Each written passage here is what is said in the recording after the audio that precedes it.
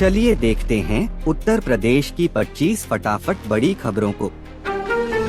अयोध्या से हवाई सफर महंगा, फ्लाइट किराए में 1,500 रुपए तक बढ़ोतरी। अयोध्या से हवाई यात्रा अब और महंगी हो गई है। Jet fuel, aviation turbine fuel की कीमतों में 8.5% की बढ़ोतरी के बाद एयरलाइंस कंपनियों ने फ्यूल सरचार्ज बढ़ा दिया है। इसके चलते टिकट किराए में 500 से 1,500 रुपए तक की वृद्धि हो गई है। एविएशन टरबाइन फ्यूल की कीमत 96,638 रुपए से बढ़कर 1,04,927 रुपए प्रति किलोलीटर हो गई है। इससे आम यात्रियों की जेब पर अतिरिक्त बोझ पड़ेगा और उनकी यात्रा योजनाएं भी प्रभावित होंगी। यूपी में पेंशन के नए नियम लागू, 2,500 आवेदन रद्द, आधार से नहीं बनेगी पेंशन। उत्तर प्रदेश में वृद्धावस्था पेंशन योजना के नियमों में बड़ा बदलाव किया गया है। अमरोहा में नए नियम लागू होने के बाद करीब 2,500 आवेदन रद्द कर दिए गए हैं। अब आयु प्रमाण के लिए आधार कार्ड की जन्मतिथि मान्य नहीं होगी। आवेदकों को पारिवारिक रजिस्टर या स्कूल की मार्कशीट अपलोड करनी होगी। 1 अप्रैल से लागू इस व्यवस्था के तहत प्रभावित लोगों को मोबाइल पर मैसेज भेजकर दोबारा आवेदन करने को कहा जाएगा। यूपी पुलिस में भर्तियों की बाढ़, 81,000 से अधिक पदों पर होगी सीधी भर्ती। उत्तर प्रदेश में पुलिस विभाग में इस साल बड़ी संख्या में भर्तियां होने जा रही हैं। मुख्यमंत्री योगी आदित्यनाथ ने पुलिस भर्ती एवं प्रोन्नति बोर्ड को निर्देश दिए हैं कि 81,000 से अधिक पदों पर सीधी भर्ती पूरी पारदर्शिता और आरक्षण नियमों का पालन करते हुए की जाए। इन भर्तियों में उप निरीक्षक, आरक्षी, नागरिक पुलिस, रेडियो सहायक, कंप्यूटर ऑपरेटर, ग्रेड ए और गोपनीय पद शामिल हैं। प्रदेश में कानून व्यवस्था को और मजबूत बनाने तथा तकनीकी आधारित डाटा पेट्रोलिंग बढ़ाने के लिए भी विशेष कदम उठाए जाएंगे। यूपी में नया श्रम कानून लागू होने की तैयारी, कंपनीज के लिए ऑनलाइन रजिस्ट्रेशन अनिवार्य। उत्तर प्रदेश में श्रम कानूनों में बड़ा बदलाव आने वाला है। योगी सरकार ने उपजीविका जन्य सुरक्षा, स्वास्थ्य और कार्यदशा नियमावली 2026 का मसौदा जारी कर दिया है। इसके तहत 10 या उससे अधिक कर्मचारियों वाले सभी संस्थानों को ऑनलाइन पंजीकरण कराना जरूरी होगा। कर्मचारियों की संख्या के आधार पर शुल्क भी तय किया जाएगा। नई व्यवस्था लागू होने पर 8 पुराने श्रम नियम खत्म हो जाएंगे और एकीकृत कानून लागू होगा। यूपी में रिकॉर्ड गन्ना बुवाई, किसानों को बीज सब्सिडी का लाभ देने के निर्देश। उत्तर प्रदेश में इस बार गन्ना बुवाई ने रिकॉर्ड स्तर छू लिया है। गन्ना मंत्री लक्ष्मी नारायण चौधरी ने चीनी मिलों को निर्देश दिए हैं कि किसानों को बीज सब्सिडी और कृषि निवेश का पूरा लाभ समय पर उपलब्ध कराया जाए। बसंतकालीन बुवाई का लक्ष्य 14.48 लाख हेक्टेयर रखा गया है, जिसमें अब तक 8.71 लाख हेक्टेयर में बुवाई पूरी हो चुकी है। यह पिछले साल की तुलना में बेहतर प्रदर्शन है। सरकार का जोर है कि लक्ष्य 100% पूरा हो और किसानों को हर संभव सहायता मिले।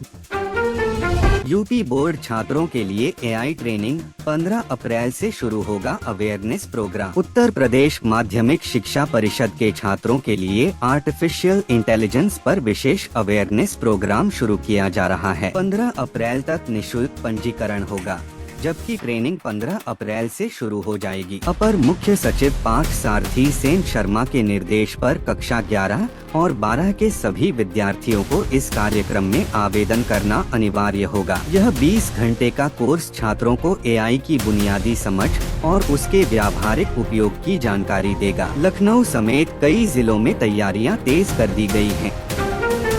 गाजीपुर के परिषदीय स्कूल होंगे हाईटेक, आदर्श विद्यालय के रूप में विकसित होंगे। गाजीपुर जिले में शिक्षा व्यवस्था को मजबूत बनाने के लिए बड़ा फैसला लिया गया है। जिले के 2,269 परिषदीय विद्यालयों में से 500 से अधिक छात्र संख्या वाले स्कूलों को आदर्श विद्यालय के रूप में विकसित किया जाएगा। इन स्कूलों को हाईटेक सुविधाओं से लैस किया जाएगा ताकि बच्चों को आधुनिक और गुणवत्तापूर्ण शिक्षा मिल सके। बेसिक शिक्षा अधिकारी ने इस संबंध में रिपोर्ट मंगाई है। सरकार का लक्ष्य है कि परिषदीय स्कूल कॉन्वेंट स्कूलों से भी बेहतर बन जाएं।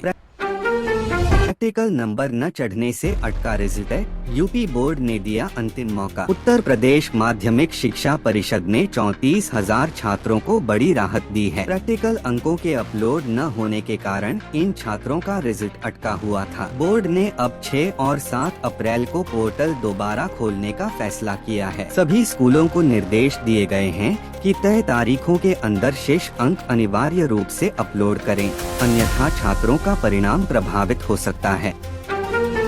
प्रयागराज में मेट्रो का बड़ा प्लान, 60 किमी ट्रैक और 45 स्टेशन से बदलेगी शहर की तस्वीर। प्रयागराज में मेट्रो परियोजना को लेकर बड़ा अपडेट आया है। अगस्त महीने से ट्रैक बिछाने का काम शुरू होने की तैयारी है, जबकि अप्रैल से मई तक अंतिम मंजूरी मिलने की उम्मीद है। पहले 44 किलोमीटर की योजना को बढ़ाकर अब 60 किलोमीटर करने का प्रस्ताव तैयार किया गया है। इस प्रोजेक्ट में करीब 45 स्टेशन बनाए जाएंगे और मेट्रो को एयरपोर्ट तक रोपवे से जोड़ा जाएगा। इससे शहर की यातायात व्यवस्था बेहतर होगी और लोगों को तेज, सुरक्षित एवं आधुनिक सफर का लाभ मिलेगा।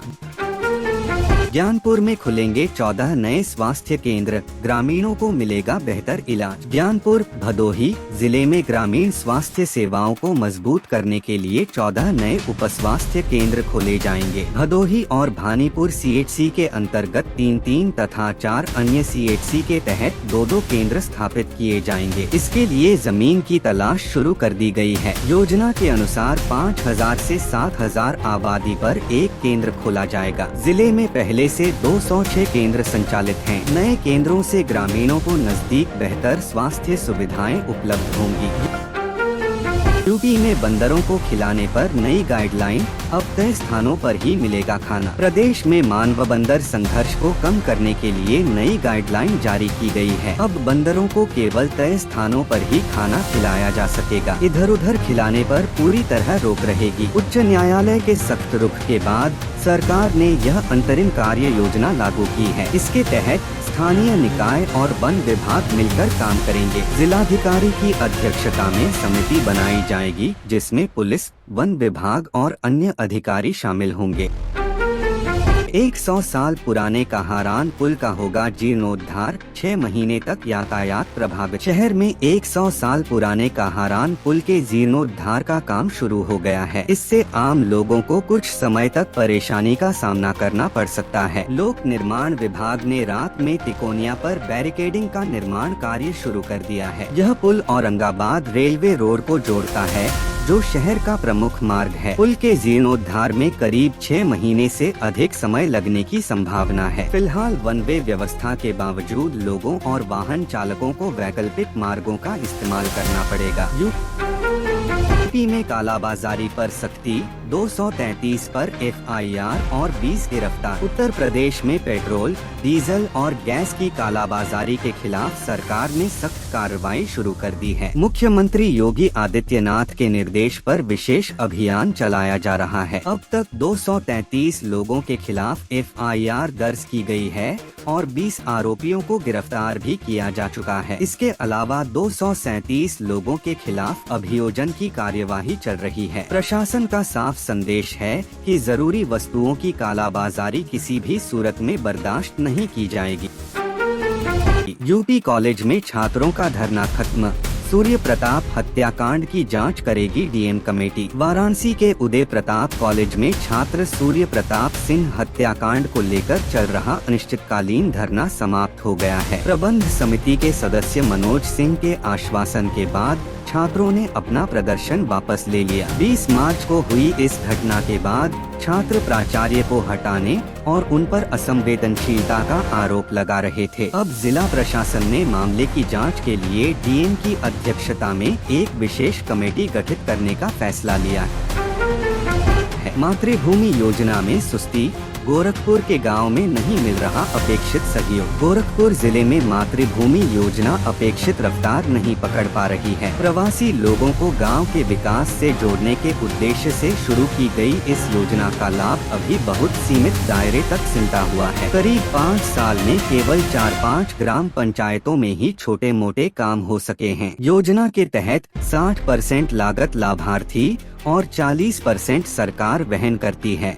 लेकिन सहयोग की कमी के कारण विकास कार्य तेजी नहीं पकड़ पा रहे हैं। असम चुनाव का असर लखनऊ पर, कई दिन ठप रह सकती है सफाई व्यवस्था। असम चुनाव का असर अब लखनऊ की सड़कों पर भी दिखने वाला है। शहर के हजारों सफाई कर्मचारी मतदान के लिए असम रवाना हो रहे हैं, जिससे सफाई व्यवस्था प्रभावित होने की आशंका है। 5 अप्रैल को बड़ी संख्या में कर्मचारियों के जाने से कूड़ा उठान, नालियों की सफाई और सड़कों की स्वच्छता पर असर पड़ेगा। कई इलाकों में लोगों को कुछ दिनों तक कूड़ा न उठने की समस्या का सामना करना पड़ सकता है।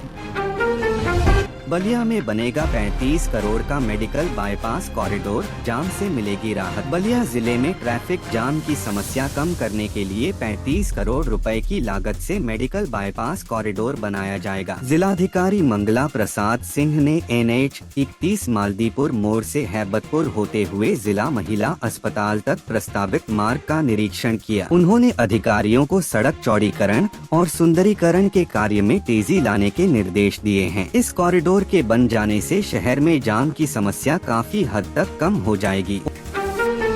ओम प्रकाश राजभर का अखिलेश पर हमला, बोले दगा हुआ कारतूस। उत्तर प्रदेश की सियासत में बयानबाजी तेज हो गई है। सुहेल देव भारतीय समाज पार्टी के प्रमुख ओम प्रकाश राजभर ने मऊ दौरे के दौरान सपा प्रमुख अखिलेश यादव पर तीखा हमला बोला। उन्होंने अखिलेश को दगा हुआ कारतूस बताया और कहा कि सपा के अहंकार के कारण उनकी सरकार नहीं बनेगी। राजभर ने दावा किया कि लाखों यादव बीजेपी के साथ हैं और उन्होंने NDA की सराहना करते हुए अपना राजनीतिक रुख भी साफ कर दिया। यूपी में 20 लाख जनधन खाते खाली, बैंकों ने संदिग्ध श्रेणी में डाला। उत्तर प्रदेश के 8 जिलों में करीब 20 लाख जनधन खाते पूरी तरह निष्क्रिय पड़े हैं, जिनमें एक भी पैसा जमा नहीं है। इनमें पूर्वांचल और पश्चिमी यूपी के जिले शामिल हैं और ज्यादातर खाते महिलाओं के नाम पर हैं। बैंकों के लिए ये खाते बोझ बनते जा रहे हैं, क्योंकि इन्हें चालू रखने में हर साल करीब 700 करोड़ रुपए खर्च हो रहे हैं। शून्य बैलेंस वाले इन खातों को अब बैंकों ने संदिग्ध मनी म्यूल श्रेणी में डाल दिया है। शिक्षा सेवा चयन आयोग सख्त, अफवाह फैलाने वालों पर साइबर एक्शन। उत्तर प्रदेश शिक्षा सेवा चयन आयोग ने अपनी छवि खराब करने वाले असामाजिक तत्वों के खिलाफ सख्त रुख अपनाया है। सोशल मीडिया पर फैल रही भ्रामक खबरों और अफवाहों को गंभीरता से लेते हुए आयोग ने साइबर कार्यवाही की तैयारी शुरू कर दी है। अधिकारियों का कहना है कि कुछ लोग जानबूझकर गलत जानकारी फैलाकर अभ्यर्थियों को भ्रमित कर रहे हैं। ऐसे लोगों की पहचान कर उनके खिलाफ कानूनी कार्रवाई की जाएगी। यूपी उच्च शिक्षा के शिक्षकों और कर्मियों को कैशलेस इलाज की सुविधा। उत्तर प्रदेश के अशासकीय सहायता प्राप्त महाविद्यालयों, स्ववित्त पोषित कॉलेजों और राज्य विश्वविद्यालयों के शिक्षकों एवं उनके आश्रितों के लिए कैशलेस इलाज की सुविधा लागू की जा रही है। उच्च शिक्षा विभाग ने सभी विश्वविद्यालयों और कुलपतियों को निर्देश दिए हैं कि योजना को समयबद्ध तरीके से लागू किया जाए। इस सुविधा का संचालन state agency for comprehensive health and integrated services के माध्यम से होगा। यूपी एक्सप्रेसवे पर सफर महंगा, टोल दरें बढ़ी 85 रुपए तक। उत्तर प्रदेश में एक्सप्रेसवे पर यात्रा अब और महंगी हो गई है। यूपी ईरा ने टोल दरों में संशोधन करते हुए नई दरें जारी की हैं, जो 1 अप्रैल से लागू हो चुकी हैं। अब कुछ मार्गों पर टोल 85 रुपए तक पहुंच गया है। हालांकि पहले से जारी मासिक और वार्षिक पास धारकों पर नई दरें लागू नहीं होंगी। अधिकारियों का कहना है कि यह कदम सड़क रखरखाव और सुविधाओं में सुधार के लिए जरूरी है।